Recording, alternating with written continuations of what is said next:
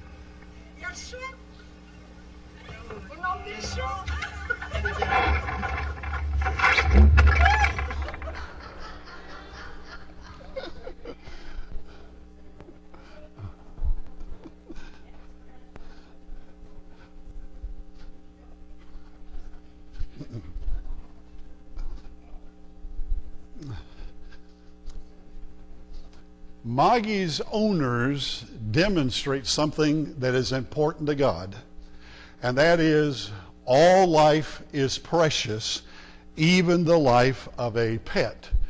Precious enough to change your flight plan, precious enough to re-land the airplane to save the pet's life.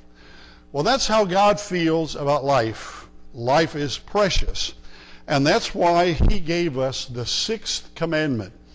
In Hebrew, it's only 2 words long, but it is very important because it is the second of the 6 commands that deal with how to treat other people. It is so important that Jesus covered it in the Sermon on the Mount. He did that just for 2 commandments, and so it's really important. So today, let's look at the 6th commandment, but first, let's begin by reviewing what we have seen about the 10 commandments. Okay, you remember that the 10 commandments are a marriage covenant that God made with Israel, his bride. The prophets describe Israel and God as husband and wife, that the time after Mount Sinai was like their honeymoon. And so the 10 commandments were a marriage covenant that God had with Israel. And the first 4 commandments deal with how God wanted Israel to treat him. He was their husband, so he wanted to be treated like a husband. Men know how they want their wives to treat them. Wives have a real good idea of how to treat their husbands, and God says he wanted the same treatment. And then the last 6 of the 10 commandments deal with how Israel was to treat each other. we realize that in marriage, happiness comes from treating your mate correctly, but also from treating friends and family correctly, because they can influence you and your marital happiness. So if you remember these things, you realize that it's really important that we treat each other correctly, particularly that we value life, because the value that a couple puts on life does impact their marital happiness, and I'll say more about that later. Okay, let's look at the sixth commandment.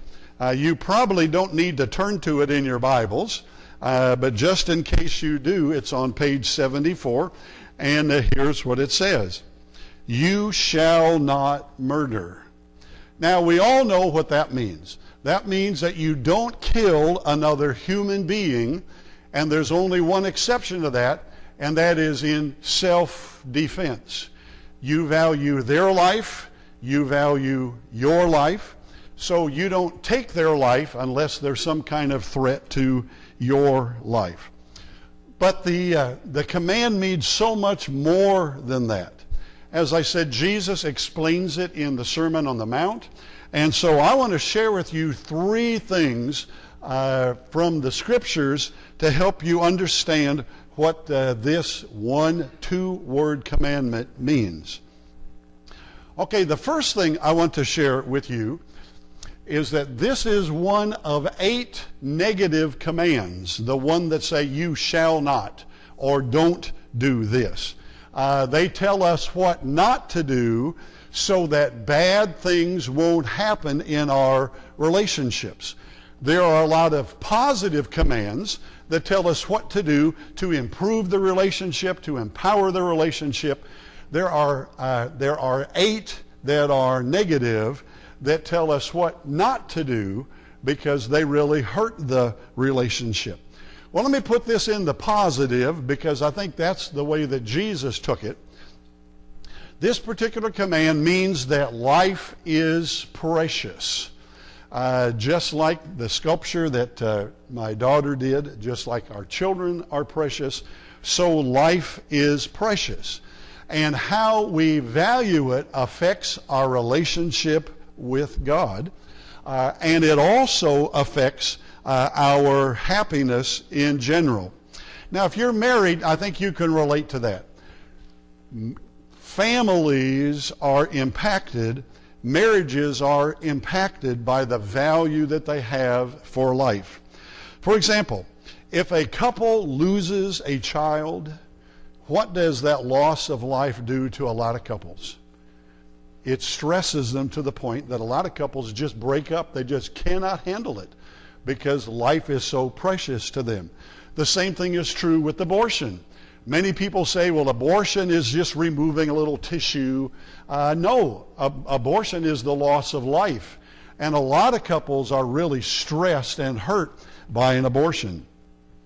Also, when kids can't have children, the loss of the life they hoped they would have is a big impact on their relationship. You know, my daughter and her husband were not able to have children, though they tried, and so they decided, we don't like this. We want life in our family, so they adopted 2 great boys who are going to be here in just a few weeks. You're going to be able to see them and stuff like that. We're going to be able to see them again. Plus, I think it's true that when couples lose pets, that has a big influence on their families. If you've had to put a pet down or a pet dies, I mean, that loss of life is just really crushing to a family. So, you know, God is absolutely right. The value that we put on life affects our relationships with God, our relationship with each other, and therefore we should not take somebody else's life. We should not murder.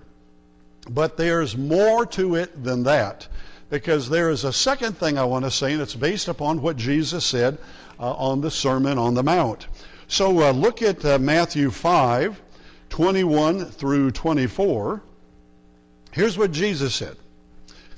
You have heard it was said to the people long ago on Mount Sinai, do not murder, and anyone who murders will be subject to judgment. But I tell you that anyone who is angry with his brother will be subject to judgment. Again, anyone who says to his brother, Reka, is answerable to the Sanhedrin. But anyone who says, you fool, will be in danger of the fire of hell. Therefore, if you are offering your gift at the altar, and there remember that your brother has something against you, leave your gift there in front of the altar. First to go and be reconciled to your brother, and then come and offer your gift. Jesus helps us understand this command. Jesus helps us understand the value of life. And he goes back and he says, yes, it's true. In the Ten Commandments, God said you value life so that you don't murder somebody. But then Jesus added, if you value life, you also are not to be angry with another human being. And Jesus said both of those are contained in this idea that life is precious. Just like murdering someone affects relationships, so being angry with someone reflects God's displeasure because it hurts relationships. Now notice specifically what Jesus says so that you understand what's going on. Okay, follow what he says. Somebody has done something to hurt us. You understand that? They did something to hurt us. It drove a wedge in our relationship. And rather than respect them, rather than value life, rather than doing the right thing, rather than resolve the problem, we let our anger build. That's what this Greek word is all about. This Greek word anger is very specific, and it refers to a pressure cooker kind of anger. You know, there is anger where you just flare, it just goes. And then there's anger that builds and builds and builds until you do something stupid or you say something stupid. So this is a pressure cooker kind of anger. That person, what they've done is like turning the heat on a pressure cooker. It builds and you refuse to deal with it. And pretty soon, if there isn't some kind of safety, what happens to the pressure cooker? It just explodes and it damages people, it damages the kitchen. And so that's what Jesus is referring to. If somebody has hurt you and you won't let it go and it just builds, you nurse that hurt, then that is a destruction of life as well. So that is what Jesus is talking about. So Jesus is talking about the pressure kind of anger that leads to saying hateful things, that leads to having hateful feelings. And Jesus says that is the same thing. You have the same results as taking their life. You have the same judgment upon you by God as taking their life. Now that sounds kind of extreme, doesn't it? Why would Jesus say such a thing? Obviously it's true is why he said it. The question is, why is that true? Why is holding a grudge as bad as murdering somebody? Okay. If you're holding a grudge this morning, you're probably saying, well, no, what I'm doing is not as bad as if I murdered them. Okay. So why is it true? Well, I have 2 points to share with you as far as why it is true. Point number 1 is that it is the same thing as murder. Okay, now follow me. Murdering somebody starts with there being a problem to us. Something has happened, there's a hurt, they've done something, and so there is a problem between us. And rather than resolve the problem, what do? We take their life. You understand how murders happen? Okay? And God is not pleased with that whole process. Now, how does a grudge start? Exactly the same way, isn't it? Holding a grudge is the same thing. A person is a problem to us. They do something, they don't do something, they say something, and they are a problem. And so rather than resolve the problem, what do? We hold a grudge. And God is not pleased with that either. It's really destructive. So it really is the same if you're holding a grudge as if you just take their life. Now I want you to notice something that Jesus says, and to me this clinches that he's serious about holding grudges. Notice what Jesus says. This is so important that we should even leave church to resolve the problem. How important is it to be in church? Pretty important. How important is it to give God praise? Pretty important. But Jesus says if you're sitting in church and realize your brother is holding a grudge against you, what do? You get up and leave church and resolve it. It is that important. Now, don't use this as an excuse to walk out of my sermons, okay? Well, Brother Roger, I had this problem with somebody, I'm out of here. Don't use it as that. But Jesus is making a point. Grudges are so important. They are more important than worship. And PJ, how important is worship? It's huge. That we have a whole book in the Bible about worship. And Jesus says, hey, if there's a grudge going on, if there's a problem, you need to solve it because it's more important than that. Jesus is really serious about that. Okay, there's a second reason why I know that it's true that holding a grudge is really a bad thing to do. Point number 2 is that it is true in marriage. What does grudge holding do to a marriage? Okay, you don't have to murder your mate to take away their life. Isn't that right?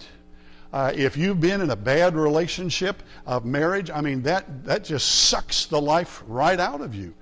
And they don't have to take your life in order to end the life of your marriage. Holding a grudge will do it. Now, is that true? I think it's true. Grudge is a great way to suck the life out of your mate and to suck the life out of your marriage. So Jesus is absolutely right. In our relationship with God, which is a marriage relationship, not only does murdering somebody really suck the life out of that relationship, but so does holding a grudge. So it seems to me that the 6th commandment is teaching us something really important. It forces us to do the hard work of love and deal with any problem between you and somebody else. Now, I know you don't want to. Anybody like confrontation? Now, I know some of you do. You don't do it very well because you like it. But most of us, I think we'd rather have a lobotomy by a leper than to go confront somebody who's hurt us. We don't like to do it. But the 6th commandment forces us to do the hard work of love to resolve the grudge. Now, let's do a quick review. I want to cover Conflict Resolution 101. What are the basic things that you do if there is a problem between you and somebody else? How do you go about doing it? Well, it's easy to say, it's hard to do, but here are some of the things to make sure of. Make sure that there is a problem. Maybe you misunderstood what they said. Maybe you misunderstood what they did. So make sure there is a problem. Ask some questions. Do some research. Maybe there isn't a problem and you're just kind of imagining. So make sure there's a problem. Secondly, make sure that it is important. Maybe they were having a bad day and what they said really isn't what they mean. Maybe you were having a bad day and you overreacted to what they said. So before you go through the whole process, examine yourself. Okay, is this really a problem? Is this really important, or can I just let it go? Okay, if it is really a problem and it really is important, then the third thing is you need to make sure that you do it right. Now, I know you grammar people say, okay, it should be correctly. Okay, but I just put right up there. You can confront me after church if you want to. Okay, all right. So to do it correctly, there are some interesting steps. Number one, I'm pushing the wrong button. You go alone and talk with them about the problem. You don't tell everybody else. You don't put it on Facebook. You don't take 8 people with you to tell them how disgusting they are. You go alone and you tell them, this is what you did, this is what you said, and I took offense at that. That really hurt. So you go alone, and then when you go, you be kind in what you're saying. You're not adding fuel to the fire. They may have said something mean. You don't have to. You are kind, you're loving in what you say. And then, if you resolve it, let it go. Forgive it. Forget about it. Just give up the right to get even. Just let it go. If you can't let it go, or if you can't resolve it with somebody, then of course the last step is to get help. Maybe someone can help you let go. Maybe someone can help you go to them and talk with them and try to resolve it. Well, the last step is to be sure to follow 1 Corinthians 13. Love is patient. Love is kind. Love is not easily angered. Love does not keep a record of wrongs. You know, things such as that. So that's conflict resolution 101. If there is a problem, it's hard, but that's what you need to do so that you can let it go. All right, my third point. Point number 3 is from Genesis chapter 9, verse 6. This is a relevant passage concerning what our state legislature has recently done. But if you value life, here is something else that you need to remember. Genesis 9:6 says, "Whoever sheds the blood of man, by man shall his blood be shed, for in the image of God has God made him." This passage also explains the 6th commandment. If life is precious, then God has given the authorities the right to take the life of anyone who kills another. And notice, it is the authorities that do it. It says if a man takes life, then by man. That's referring to the authorities. You don't have the right to go kill somebody that killed someone that you love. That's not your job. That is the authorities' job. But the Bible is clear that capital punishment is one of the things that we do because we value life. If someone takes someone else's life, then the authorities are to take theirs. Now notice the reason why. Why do we do that? Is because the life, the person that was taken, they were made in the image of God. And that's precious. That's important. That's wonderful. Therefore, their life was precious. Their life was of value. And the authorities need to deal with what they have done. Now, I know that there are people who say, well, isn't this contradictory? How can you value life by taking a life? Yeah, the person murdered somebody. But how can you say life is sacred if you're willing to take a life at all? Many people in the Nebraska legislature, when they voted to abolish the death penalty in Nebraska, gave that. It's contradictory to say that if someone takes a life, you take their life. I thought all life was precious. Well, there is a principle here that I think is simple. It's a principle that applies to many areas of life, not just the area of someone taking someone else's life. Here's the principle. If you take something of value, then you lose something of yours.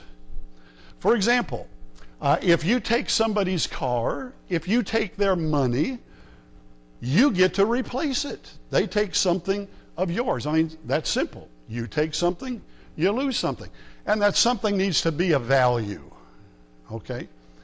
Also, if you damage something, you damage their car, you damage whatever, you lose the time, the money to repair it. That principle applies all kinds of things, okay? So it's also true that if you take their life, you lose yours. That's just the way that it is. And I think in America we have experienced that we need to do this because anything else cheapens the value of life. It cheapens the value of property. For example, well-meaning people have softened this principle. So that in America today we say, if you take something, well, you might lose something. You can find a loophole, you can find a technicality, you can find something. So we no longer follow the principle, you take something, you lose something. It's just that way. Instead, we say, well, if you take something, well, you might lose something. And that's the reason why there can be drive-by shootings. People think they'll get away with it. People rob stuff, damage stuff. They say, well, there'll be a technicality, I'll get away with it. So we have really cheapened life in America. We have cheapened the value of life and property because we've been messing with the sixth commandment, which says life is sacred and we protect it the way that God says to protect it. So here's what I'm inviting you to do. Value life. Value the life of the people that are in your world, that are in your family. Value their life. Treat it like it's valuable, like I treat what my daughter did. Don't take a life. Don't hold a grudge. Instead, resolve conflict. One of the conflicts that might exist is between you and God.